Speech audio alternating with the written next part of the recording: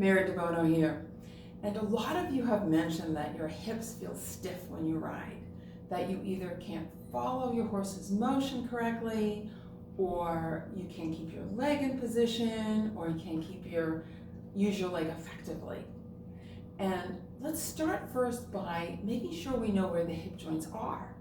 And we may intellectually know where they are, but really having a feel for how to identify movement in the hip joint is really important, because that will help our brain coordinate our movement better and make our life easier, and we'll ride better.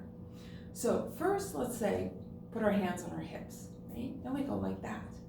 But those are not the hip joints. That's the top of the pelvis, okay? So feel that. Feel the top of your pelvis. So feel that bony part, right? Now, if you want to find your actual hip joints, they're lower and they're deeper, okay? So one easy way to find them is to lift your leg, and where that crease is, in there, the hip joints, okay, in the crease. Right, you can move your leg around, and you can actually feel, if you put your hand on the side, you'll feel this bump, what they call the greater trochanter. It's the outside of the femur or thigh bone, and you'll feel it move, you'll feel it rotate. You can try that on both sides, and notice if there's a difference. Maybe you rotate one leg easier than the other. A lot of people do. So, but now let's jump to something else. Go ahead and put your hands in the position we say hands on your hips. And like this guy, if I did that and then asked him to turn from that part, right?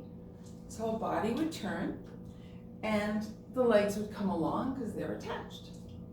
Now you can do the same thing. Put your hands on the top of your pelvis and just rotate. Okay? And your leg kind of just falls along a little bit. Okay, now if you think of keeping your pelvis still and rotate the hip joint, like with the leg within the hip joint, let's try that.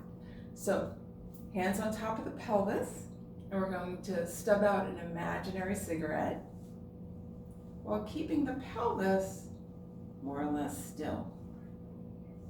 Okay? So try that, and try it on both sides. Really get a sense of that, and then let me know how it felt for you. Was one side easier than the other? Did you have a better sense of where your hip joints are? And we're going to build on this and really help you to have very well coordinated, organized lower back, pelvis, and hips, so you can ride your horse effectively.